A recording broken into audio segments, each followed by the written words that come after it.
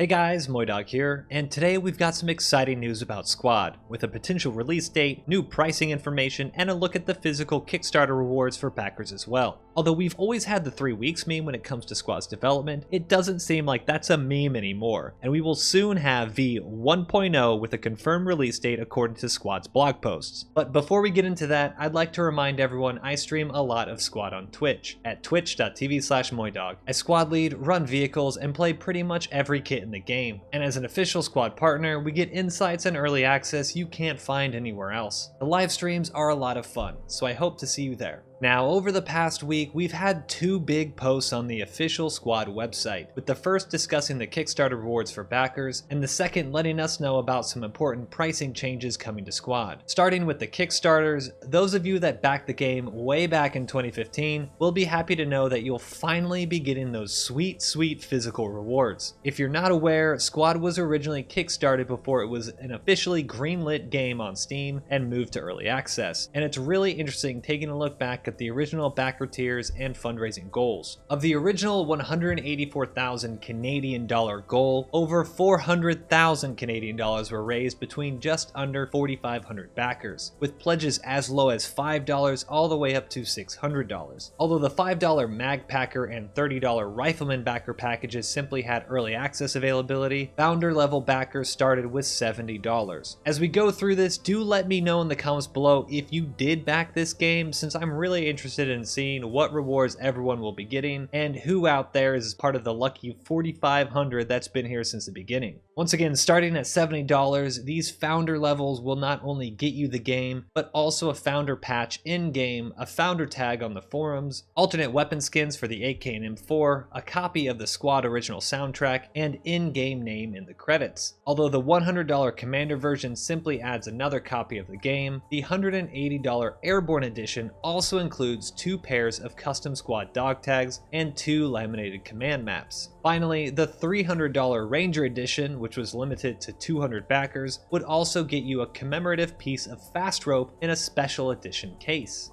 Now these are some pretty cool rewards, and the devs are finally ready to show us what the backers will actually be getting with a sneak peek of the M4 weapon skins as posted on their Twitter. It's a pretty nice looking tan skin with slight weathering around the optic, but overall it looks good and especially not out of place up against other weapons in game. This is one of the most important factors when it comes to weapon skins in my opinion in Squad, and I just would hate to see them go the Call of Duty or Fortnite route. Now although we don't have the full renders of red dots and iron sights, we do see what looks like a drop down menu of the variants. This not only shows the founder skin M4 variants including the underslung grenade launcher, but also what could be the AK with some sort of green taping and silver plating along the buttstock. Additionally, we can also see the Veterans Day skins, which are rewards for those who played during the Veterans Day sale back in 2016. These are limited to the law and RPGs, so if you do see them in your inventory as well, congrats, as it doesn't look like we'll have any other access or way to get them in the future if you did miss out. For other in-game rewards mentioned on the Kickstarter, founders and squad leader badges are also available, as we see in an image posted by Desmolock on the original Twitter announcement, but it's still unknown how we can exactly show these off in game.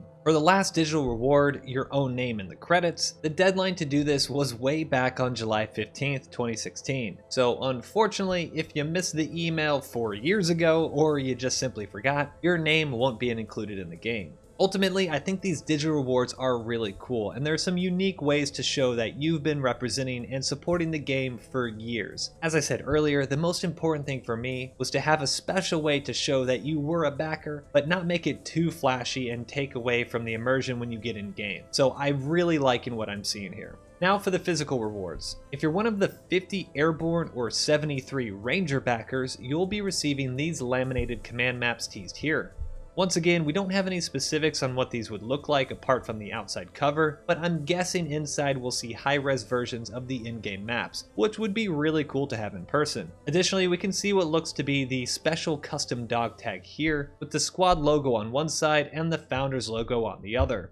Now, I guess what we could call the piece de resistance of all these physical rewards is the Ranger tiered special Founder's Case and commemorative piece of fast rope in squad colors with a squad carabiner hooked on the end. Lastly, there were also about 100 company clan backers with both a 5 and 10 pack level that would not only receive a number of game keys, but would also get the ability to register a clan patch in-game. This is super cool, and I'm really interested to see who the original clans were that jumped on board and signed up for this, since I'm betting that they're going to be original Project Reality organizations or groups. The blog post mentions that the original company clan leader or backer who did sign up for this pack will be contacted to eventually have the patch included in the game. So if you do remember whoever signed up for your clan pack, make sure to contact them and keep an eye out for their email, because they're the only ones who will be able to submit that patch and get it in game. At the moment, however, there will be a Squad Legion patch placeholder until all of these clan patches are submitted and approved.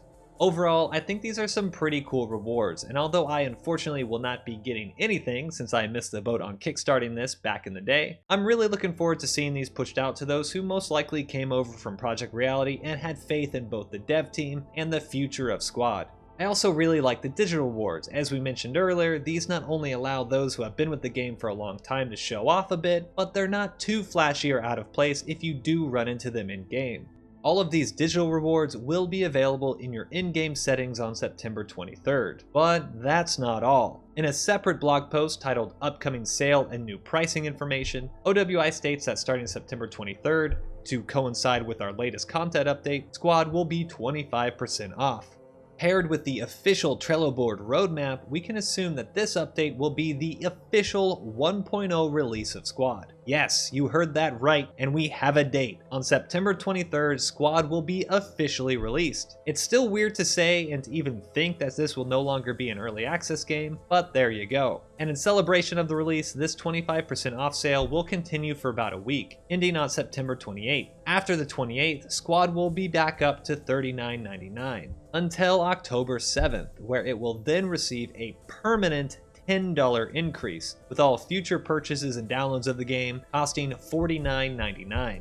For the past 2 years, I've said that Squad is an absolute steal at $40, and the return on investment that you can get from this game is well worth it, and in my opinion, challenges some AAA titles and their $60 price tag, with those ones even sometimes going up to $80 or $100 depending on what edition of the game you get. I stand by that statement and completely believe Squad is worth $50, but at this price point I am a bit worried that newcomers may be slightly turned off. For $50 you can buy a game like Crusader Kings 3, and although these are completely different games, it's showing you what the $50 price point puts it in comparison to other things on the Steam store. At the original $40 price point, you also had games like Hunt Showdown, Hearts of Iron 4, and Rust, with things like Insurgency Sandstorm and Hell Let Loose going for only $30.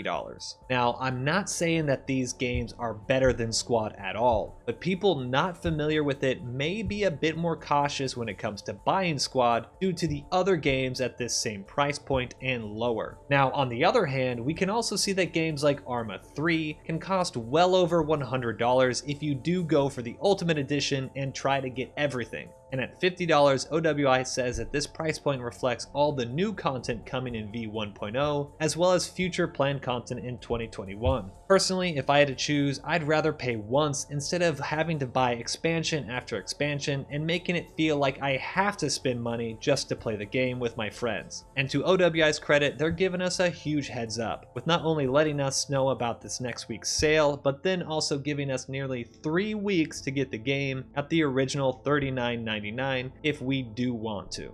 Overall, I'm excited about the future of Squad, and I feel like all these updates and announcements are keeping the game moving in the right direction, and I just cannot wait to finally jump in Fallujah, play 100 player servers, and have fun with you guys in a live V1.0 game instead of an early access playtest. But what do you guys think? How do the in-game skins and physical rewards look, and what do you think about the new pricing model? Let me know in the comments below, and if you liked the video, give it a thumbs up and subscribe for more. But that's it for me. See you next time. Peace.